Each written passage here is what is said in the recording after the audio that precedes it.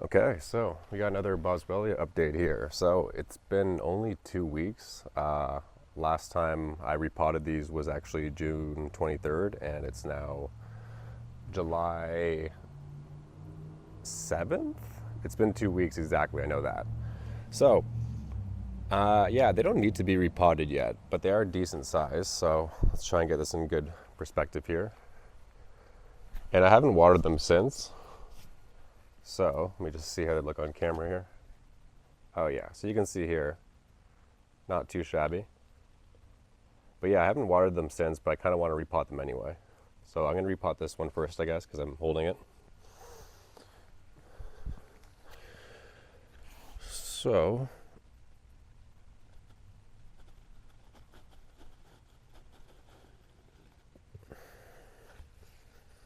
here it goes. I'll try and show it on camera too. Hopefully all the soil stays together because it's only been 2 weeks. I don't know how much this is going to actually stay together.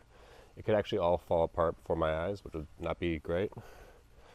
All right, so let's do this and deal with the mosquitoes and everything else. I'm actually a little bit more concerned. Like last time I wasn't as concerned. I'm a bit more concerned this time. But I guess I'm outdoors, so at least I won't be messy. Okay, here we go. See the mosquitoes.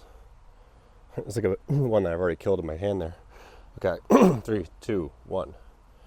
Oh, I'm already nervous. Yeah, 3, 2, 1. All right, take off the hat. Oh, this isn't too hard at all yet. Famous last words. Oh, see, look at this. So the root is already, okay, I gotta repot this now. It's already at the bottom there. Okay, quickly turn over. Oh my gosh. Okay, that like almost went wrong. Okay, hold on, I need to get my hand out. Perfect. I mean, not actually perfect, but that was like a solid 8.5, 9.5 out of 10 repotting right there. Like the roots are completely happy. I just need to add a bit more soil here. And now we'll do the Samhaensis. So that was the Elongata.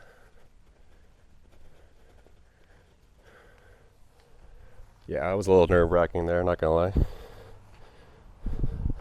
Because it was holding itself together, but it wasn't holding itself together enough for me to like show it off on camera for more than that second. So I'm guessing this will be the same thing here. I feel like when I'm repotting this, I'm actually not giving it that much room for the roots to really go down that much more, but they're definitely getting a lot more room to grow horizontally. I mean, clearly I added so much soil to this, like I had to make a whole mix again, and I was just, it was not that large of a mix, but it was definitely like, okay, I forgot how much is in this container in addition to what's already in here, right? Okay, enough procrastinating. Not that I'm trying to procrastinate. Okay. It's actually not that hard to do this part, so I don't know why I'm trusting with this part, because this part's actually not as difficult. So 1, 2, 3. Take off the hat. Okay, it's actually not too bad, I think. So here, I'll hold it here. Okay, so we got a little bit of roots here. You can check it out. That's what you're going to see from this side too. But yeah, it's just hitting the bottom, so this is perfect. In my mind, at least. Perfect. Okay, now I got to quickly repot this and not screw it up.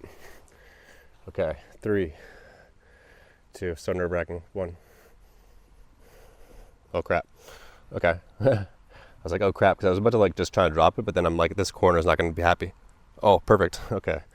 That was even better than the last repotting. So this was a solid 9.5 out of 10. I'd say 9 to be safe. Okay, so repotted them. They're going to be happy. Again, I didn't water them for 2 whole weeks, and they were getting full sun, if not outdoors, indoors under my lighting. So yeah. All right, well, I'll check in with you guys later. I actually have 2 more plants on the way. They're going to be here, I would expect, in the next week. 2 new Boswellia plants and maybe a freebie. I have a Socotrana as well that was also given as a freebie with these 2.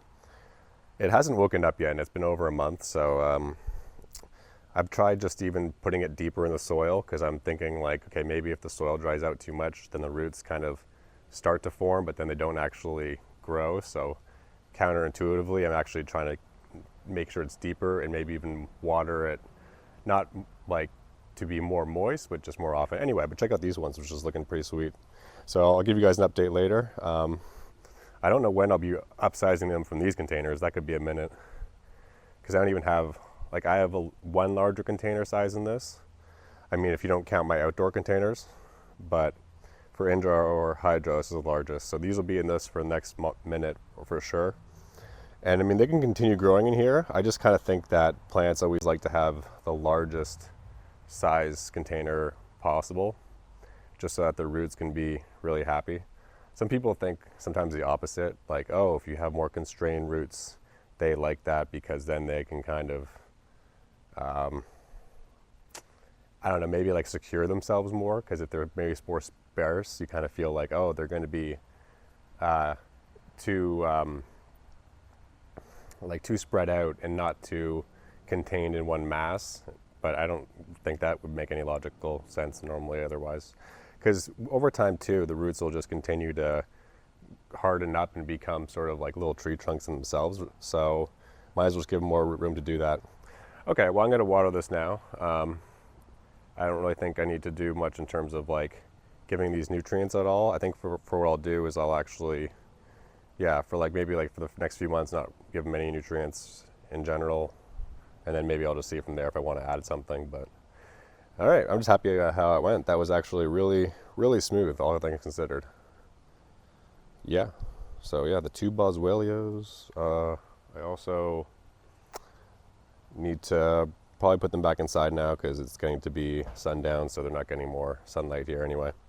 But it's been great temperatures here. So what's been interesting, last little note, is I guess, yeah, I've been growing them in Canada, so it's July 7th? No.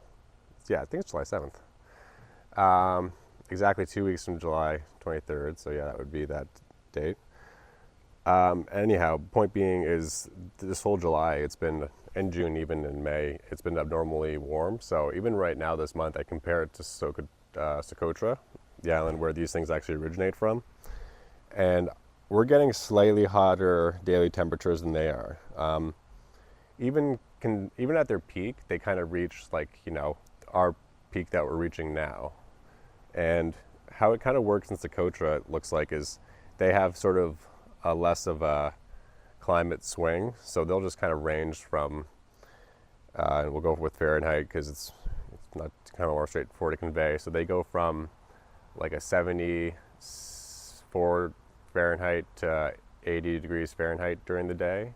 And here in Canada, we'll go anywhere from like 64 degrees Fahrenheit all the way up to 85 or something, right? So we'll go slightly above their limit on average. It's actually getting warmer as the day goes on. So by 4 p.m. or 5 p.m., I guess it's past that now, but that's where we reached our peak temperature. So we're right now already at like 28 degrees Celsius today, which is, yeah, basically forget what that is actually, Fahrenheit. It's interesting when I have the outdoor temperatures. So it's cool when you have a thermostat. This is, I keep yapping here, but last point, I guess. But that was just a cool point I thought I'd mention, is that we're actually getting hotter temperatures in Socotra, so I'm not really too concerned about these guys. And it's kind of interesting also because I'm not in Florida or somewhere where, you know, you'd expect these things to really be somewhere where they get much higher temperatures. Yeah, but the other thing is I was going to say is I have these thermostat things. I'll show it right now. Actually, I'll grab it. It'll only take half a second, so don't worry. You're not going to be hung up here. I could show you my other plants here as well, maybe, but I kind of want to do it as a different video. So yeah, I have this outdoor thermostat. It's not outdoor, it's just a thermostat in general. So you can get this is from Amazon. It's you know, fairly good value. But yeah, I use it for indoor reading primarily. At least that's where I got it. And it's cool when you have it outdoors because in the sunlight, this can go up to 100, 110 degrees Fahrenheit just resting on the soil. And indoors, it never gets that temperature. At most indoors, like I'll have it get to like 90. And even then I get kind of concerned. But outdoors, if it gets to like over 100, I'm like, that's fine. Indoors, I'm always way too concerned if it gets that hot. Outdoors, I'm just like, I see this get to 100, 105, and I'm like, well, I guess that's how hot it is. I just get a little bit concerned with the containers because I know that they can kind of bake it with the the black container. So in that sense, what I'll do is basically I'll cut that out and I'll just maybe hose it down or try and keep it in the shade. So that's it. And yeah, I'll show an update later after maybe in a couple weeks. Or it's cool to see these things grow because they've already gotten to this size. I should actually do another zoom in on them here. So let's do that. It's a bit more interesting than me talking, right? So yeah, look at how large this has gotten. This has been about 40 days since I put it in a container. And yeah, the Elongata, the leaves just go so, they're so like long. Not really. And then there's the Samhaensis. It's funny because I didn't know until 3 weeks ago or so that this was actually on its own, I guess, sub-island that's off of Socotra, so it's not technically even on Socotra. But I think it's even cooler in that respect. So yeah, it's on the Samha, island or region. But this one's also growing really well. It's cool. You can kind of see finally here where maybe it's because it's been out in the sun more, or it's just because it's starting to get larger, but it's starting to stretch a little bit here and get to the next spacing. And likewise here, it's sort of stretched up a little bit here. Okay, but yeah, that's this too for now. I think this has been a good video. I usually like watching the longer videos on YouTube myself, so hope you guys like this one and stayed around for the end of the video so that you actually got to see the plants a bit too more up close. But yeah, it's cool to see even after 2 weeks how much root growth there already was again too, and I can just imagine it'll continue more on now as well. So let's just get these things watered so they're kind of happier than they are even at this moment. All right, I'll say goodbye for the last time. All right, I'll give you guys some quick watering ASMR.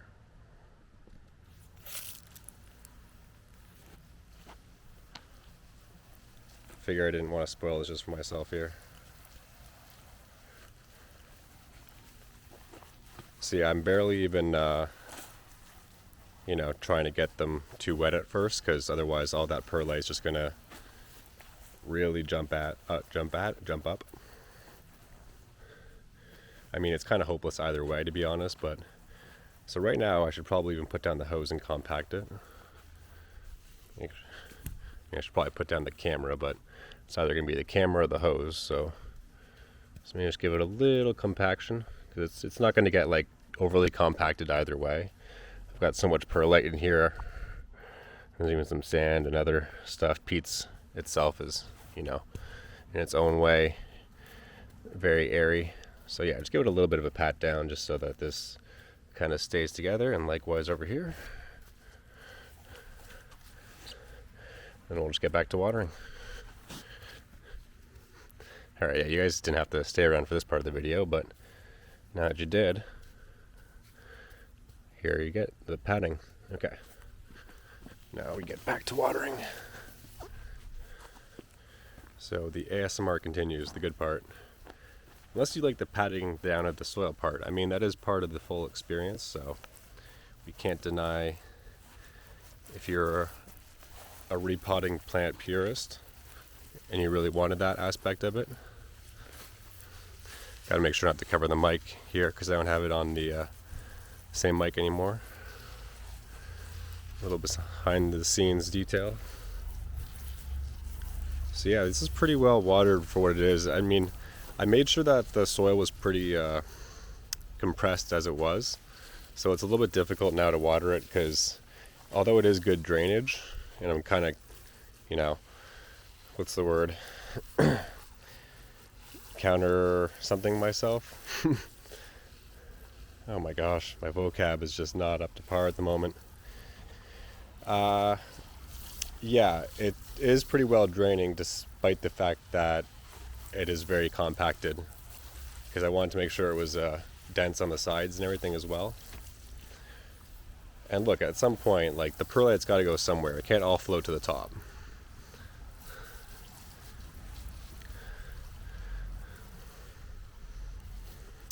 You pumice growers are laughing at me. We'll have the last laugh when, well, I guess you'll have the last laugh maybe because you'll never have this issue, but for now, I'm not having a last laugh. This is just terrible narration. But yeah, I think this is pretty much as water as it's going to get for the next minute. I should really pat it down again here, so let's just do one more because I need to actually merge the two soils a bit here. So you can see there's definitely like a outline of the previous one, and it's hard because, yeah, see, even you can see here it's still dry because I haven't completely spread it out too much. There's only so much I can do. I actually kind of want to repot it sooner because I kind of figured the sooner I repot it, the sooner I can get these two soils to mix. Versus, I mean, okay, like if I want to be super honest, what I should have done, not should have, but like, because it's all preference. I mean, what I could have done though is just repotted it into the larger container immediately, right? I didn't even need to go to that other size one because, like I said, it was only in that other size one for about, yeah, like the 2 weeks. But what was good about that is it was easier for me to work with because I can move around a smaller container, and it didn't need to be in a larger container at that point because it wasn't like getting constrained in any way. It just kept growing downward. So if anything, I was just sort of guiding it in one direction, more downward than horizontally. So yeah, but if I really wanted to save time and even, you could argue, get a slightly better result without having to do this thing right now where I'm kind of merging the soils together, is I just repot it right away and do that instead. And I know you can kind of think, oh, you might be overpotting it, but if the soil drains well enough and you have, like I'm telling you, the weather we've had now, because it's been so hot outside, I don't worry about that being like drainage or, you know, too much, you know, yeah, it getting rotting and all that, because these containers it'll evaporate, not like in a couple of days, but I'm just not worried about it because of that, you know? So, and again, I have these indoors as well, so even on a overcast day, I'll still have them indoors at 80 plus degrees roughly. So, all right, well, I think these are pretty well watered now. I mean, it's not even looking too pretty anymore. I'm gonna pat them down one more time, and that's gonna be it. Yeah, I'm not even being that careful anymore. All right, that's it.